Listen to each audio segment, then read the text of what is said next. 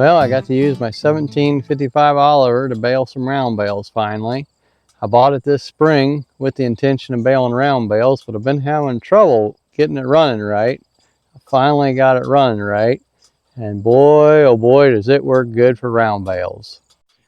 So when I bought it, the guy said it was a little cold-blooded, maybe always cold-blooded, and it ran fine kind of idling around the farm, having to run it on, 3/4 choke or something, but trying to do anything with it, driving down the road full throttle, it just was coughing and hacking and wheezing and not running at all right. So finally one day I'm like, well, let me take the carburetor off and clean it. Maybe it's dirty. So I took the carburetor off. I couldn't find anything. I mean, I cleaned it. I couldn't find anything, but some experts say there might be a speck of dust in there that's causing trouble and you can't see. So I put it back on, tested it. Still not running good at all. I'm like, man, what on earth is going on? So I started digging in some more and trying to figure it out. And there's two modules on here in the fuel line, and trying to figure out what they are. And finally I figured out one of them seems to be a fuel solenoid that when the key is on, it opens up and lets fuel into the carburetor, and when it's off, it shuts off so you don't flood your carburetor overnight or something. And the other one is a fuel pump. Took me a while to figure that part out though. So I figured the fuel solenoid out, so I started looking at the other box, trying to figure out what it was. Gas would come out of it when the key was off, but when the key's on, nothing changed, same amount of gas coming out. But there's two wires going to it, so I decided to do some troubleshooting and see if I could find out whether or not the wires had any electricity coming to it or juice. Nothing. They were dead. So I'm like, well, I'm going to have to tear this console apart and figure out where these wires are going, because they were going back up underneath the cab. So while I'm chasing these wires, trying to track them down and figure out how to get into the console and the cab, and this is the first cab tractor I've had, so I'm not used to, dealing with that sort of stuff. I remembered that when I bought it, it has some flip switches, and it's got lights on it, and different flip switches operate different lights. Well, there was one flip switch on the console that didn't matter what I did to it, no more lights came on or shut off. So I got this funny idea. Wonder what this flip switch does. So my son was helping me, and so I'm like, well, let's try this. So I was down here by the fuel pump and had my electrical tester hooked up so I could see when we had electricity coming in, and we flipped the flip switch and turned the key on. And lo and behold, that pump was alive. I could hear it in my ear making pumping noises, and I had electricity coming in because my little tester lit up. So we fired the tractor up, and boy, oh boy, did we have something then. So with the fuel pump on, you don't need to use the choke anymore when you're idling around or driving. And then we took it for a test drive down the road, full throttle, no choke, just purring like a kitten should purr, or roaring like an Oliver should roar, depending on your viewpoint. I got a label maker, and I labeled that flip switch fuel pump and on, so that if somebody flips it by accident, we'll know why it's not running anymore. So now it's working real good, and now we're at the end of the season, so I'm basically done baling hay, but I got a good running tractor now.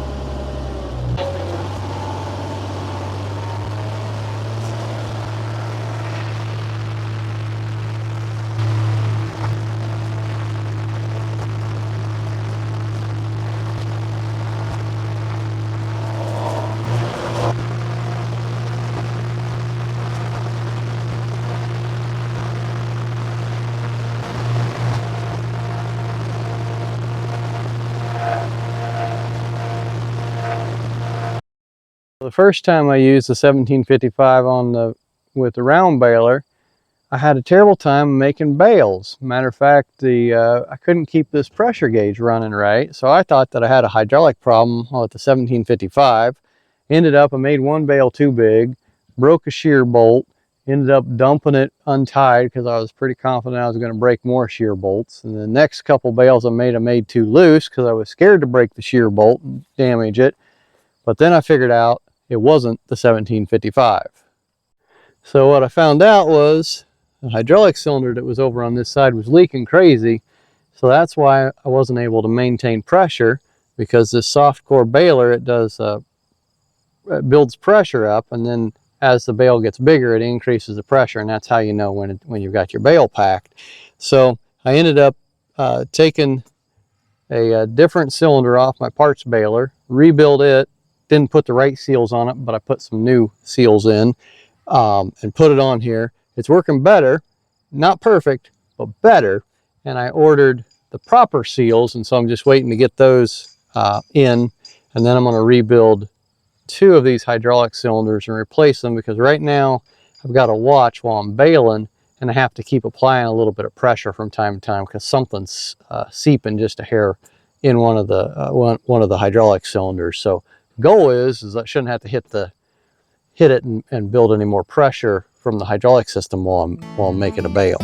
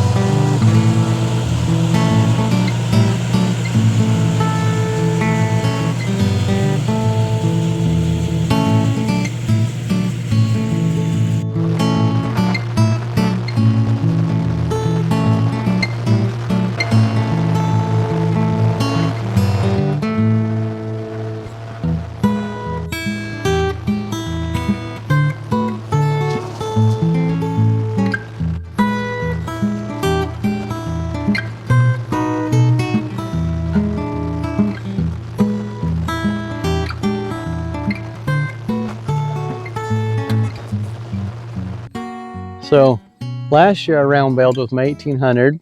It worked just great, didn't have any problems with it, except for the fact that when it gets dry, when your hay gets dry, that is, it seems there's a certain amount of wind, and that chaff and that dust off the round baler just blow all over me and cover me like crazy.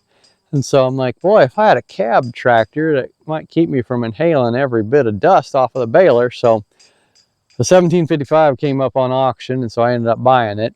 And so that's why I got it, so I could round bale with it and use the cab to keep the dust off of me. And now that I've got it running, I've round baled with it and made some bales, and it's mighty nice.